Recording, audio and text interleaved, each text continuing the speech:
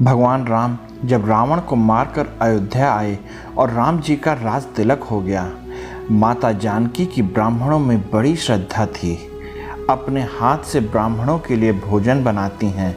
राम जी से एक दिन उदास होकर बोली, प्रभु क्या बताऊं, बड़े प्रेम से भोजन बनाती हूँ, लेकिन जो भी ब्राह्मण देवता आते हैं वे थोड़ा सा ही लेकर उठ जाते हैं। कोई ढंग से भोजन करता ही नहीं। कभी कोई ऐसा ब्राह्मण तो बुलाओ ना जिन्हें मैं अच्छे से भोजन कराकर संतुष्ट हो सकूं। राम जी बोले, ऐसा मत कहो देवी, कभी कोई ऐसा ब्राह्मण आ गया तो आप भोजन बनाते बनाते थक जाओगी। अभी आपने असली ब्राह्मण देखे कहाँ हैं? ठीक है, किसी दिव्य ब्राह्मण को बुलाता हूँ। फिर प्रभु श्री राम ध्यान लगाकर अगस्त मुनि के ध्यान में पहुँच गए। अगस्त मुनि वही हैं जो 3 अंजुल में पूरे समुद्र को पी गए। अगस्त मुनि ने कहा, आज्ञा है प्रभु। राम जी ने कहा, सीता जी बड़ा परेशान करती हैं, बाबा आज अपना असली रूप बता देना। अगस्त मुनि आ गए। सीता जी ने स्वागत किया, चरणों में प्रणाम किया, चरण धोए। राम जी बोले, महाराज आप भोजन आज यहीं करें।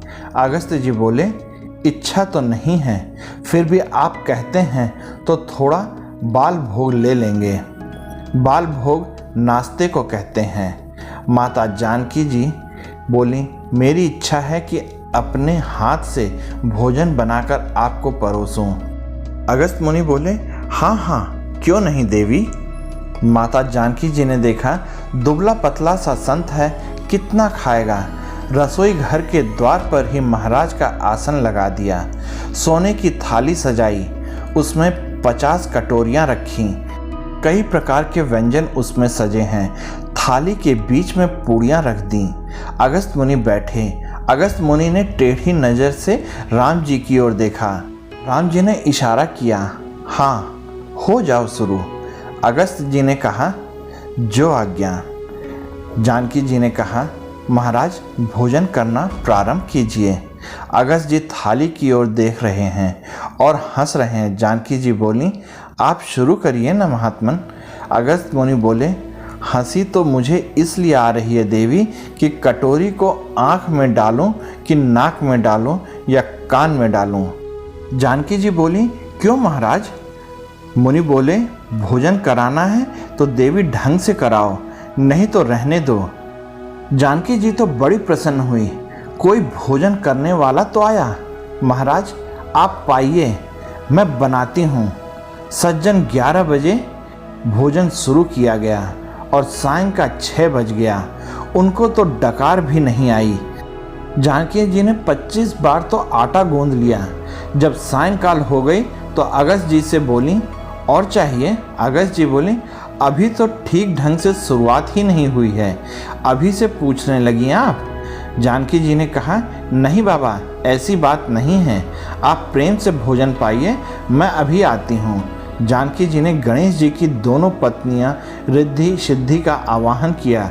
दोनों देवी हाजिर हो गईं और बोली, आज्ञा माता। जानकी जी बोली, देखो महाराज अगस्त मुनि भोजन कर रहे हैं, कुछ भी हो जाए भूखे नहीं उठने चाहिए। सारे भंडार खोल दो, लेकिन महात्मा भूखा नहीं उठे। रिद्धि सिद्धि जहाँ बैठ जाएं वहाँ क्या कमी है। रिद्धि सिद्धि पूरियाँ बनाकर महाराज को परोसती जा रही हैं। महाराज बड़े प्रेम से भोजन कर रहे हैं। 3 दिन और 3 रात्रि हो गई, महात्मा जी का अखंड भोजन चल रहा है। रिद्धि सिद्धि भी परेशान हो गई तो माता जानकी जी ने गणेश जी का आवाहन किया। गणेश जी हलवाई बनकर आ गए। बोले, मैं देखता हूँ ऋषि का पेट कैसे नहीं भरता है। मेरे से तो बड़ा पेटू नहीं होगा, पर वहाँ कहाँ पार पड़ने वाली है। तो फिर नवनिधियों को बुलाया गया। रिद्धि सिद्धि और नवनिधि सब मिलकर पूरी बेल रही हैं और गणपति महाराज झरिया में पूड़ियाँ निकाल कर अगस्त जी को परोसते जा रहे हैं। महाराज जी मुंह से उड़ेलते जा रहे हैं। 15 दिन और 15 रात्रि पूरे हो गए, बिना रुके भोजन चल रहा है। सीता जी अगस्त मुनि के पास आईं और सोने की थाली हटाकर बड़ी सी परात रख दी। सीता जी सोचने लगी, आज मेरे घर कोई डाकिनी आ बैठी है, उठने का नाम ही नहीं ले रही है। जब 16वां दिन भी पूरा हो गया, अगस्त मुनि के चेहरे पर सिकुड़न तक नहीं आई। वो तो अविश्राम गति से भोजन करने में व्यस्त हैं। 17वां दिन जब भोजन का चल रहा था तो जानकी जी आई और महाराज को प्रणाम किया। अगस्त मुनि जी ने कहा, सौभाग्यवती रहो बेटी, लेकिन बेटी अभी कोई बात नहीं कर सकता हूँ क्योंकि मैं भोजन में व्यस्त हूँ, वार्ता बाद में करूँगा। जानकी जी बोली, मैं कोई बात करने नहीं आई महाराज, मैं तो इतना कहने आई हूँ कि आधा भोजन हो जाए तो पानी पीना चाहिए।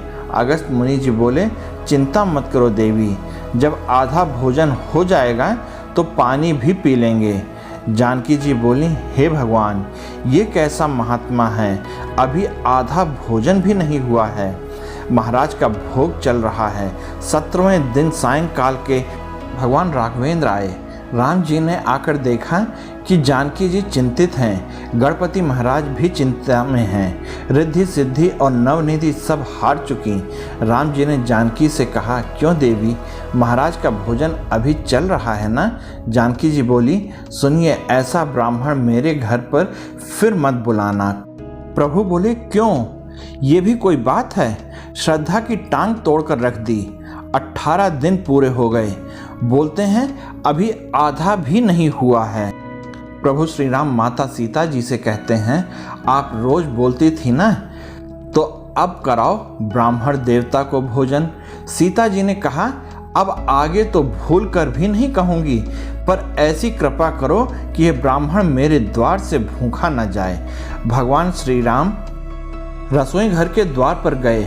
महाराज भोजन कर रहे हैं। अगस्त जी ने भोजन करते करते तिरछी नज़र से रामचंद्र जी को देखा और इशारे से पूछा, बस रहने दें कि और आगे चलें? भगवान ने कहा, बस रहने दो। राम जी के इशारे पर ही तो हो रहा था सारा काम। 18वें दिन शाम को महाराज को डकार आई, लाओ तो देवी, आधा भोजन हो गया, जल पिलाओ। राम जी ने कहा, देवी महाराज जी के लिए जल लाइए। जानकी जी बोली, हमारे पास इतने जल की कोई व्यवस्था नहीं है, इतना पानी कहाँ से लाएंगे? 2-5 घड़े से तो काम चलेगा नहीं। अगस्त जी बोले, पानी भी पीते हैं तो फिर ढंग से ही पीते हैं, ऐसे रोज रोज तो पीते नहीं, 2-4 युग में एक बार पीते हैं। राम जी ने कहा, तो महाराज पानी की व्यवस्था नहीं हो पा रही, एक काम करिए, आप तो योगी हो, कई दिन तक भूख और प्यास को रोक सकते हो। एक युग में भोजन करें और दूसरे युग में पानी पिएं।